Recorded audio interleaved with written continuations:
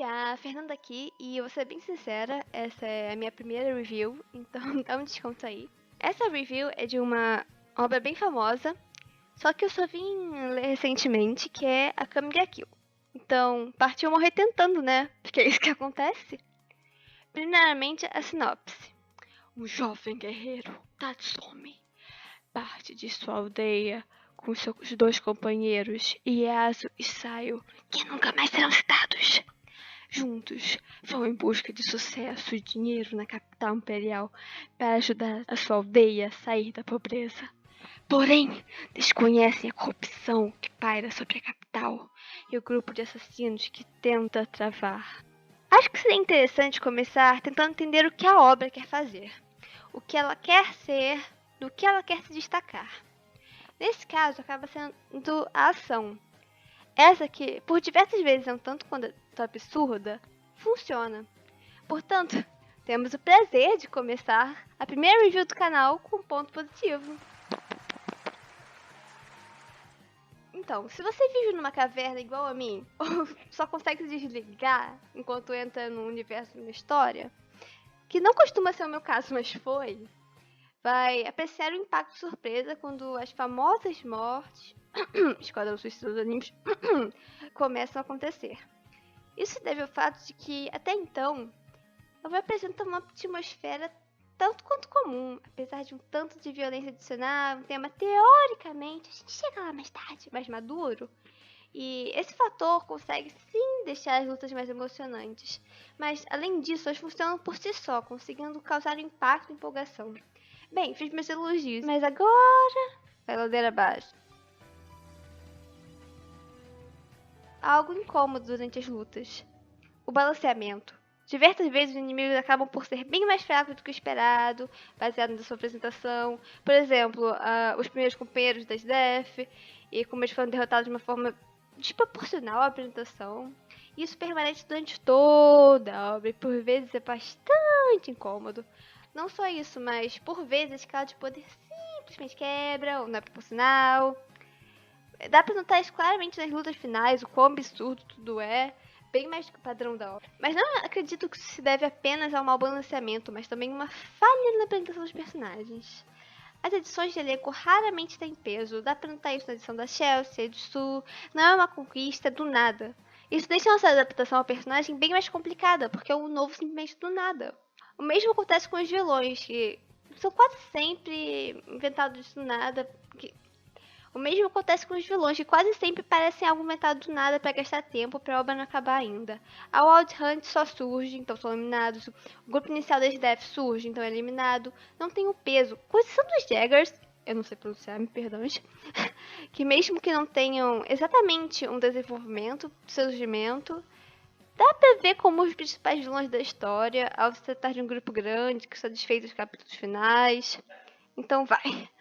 Somando isso ao fato de personagens participantes do grupo serem mais expostos, suas personalidades mais trabalhadas e, em alguns casos, alguns desenvolvimentos, eu os considero bem funcionais para os padrões de Akame, mas são bem mais como uma exceção do que uma via de regra. E isso também é refletido em como a obra esquece certas coisas, como o backstory do líder daquela religião não foi usado como poderia, assim como outros elementos, em especial o passado dos personagens. Esse elemento quase sempre só aparece, então é esquecido, sem ter relevância. O que o passado da Minnie significa? Da Leone? Pode até ser mencionado algumas vezes, mas não faz a história andar, não é relevante. Não só não tem peso, como são apresentados de forma nada memorável, mais direta e jogada possível. Muitas vezes logo antes de ser utilizada para algo, ao invés de estar preparando o terreno, digamos assim. Como foi o caso do Blood, eu não sei pronunciar o nome dele! A legenda do mangá mudou do nada. Mota Blood, Mota Blood. Deram um teasing e foi usado instantes depois. Não teve preparação. Os personagens também são bem diretos. Eles são uma coisa e se você não gostar dessa coisa, espere que algum dos outros possua uma coisa que te agrade. Mesmo eles sendo simples, eles conseguem ser funcionais, principalmente pelo foco nas lutas. Simples, mas funcionais. Assim como várias das habilidades. Mas simples nem sempre é bom. Pode não funcionar e, pra mim, o mundo da obra é uma dessas coisas que não funcionam. As pessoas no poder são mais, a revolução é boa. Uma generalização assim simplesmente não faz sentido. Nem que forçando 99%, 99%, ainda não é a forma que a obra aborda.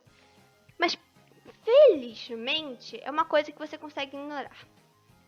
E depois da diversãozinha, partiu pros spoilers. Se não quer, você pode pular pro tempo que tá aí na tela. Ok, vamos lá. Chegamos nos meus 2 grandes problemas como um todo. O primeiro é o mais simples. O mangá se arrepende do protagonista.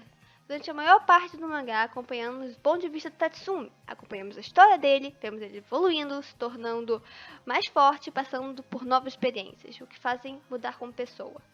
Sim, às vezes acompanhamos outros personagens, mas não vemos dentro de suas cabeças, não vemos seus pensamentos, vemos apenas as suas ações, assim como Tatsumi faria se estivesse lá.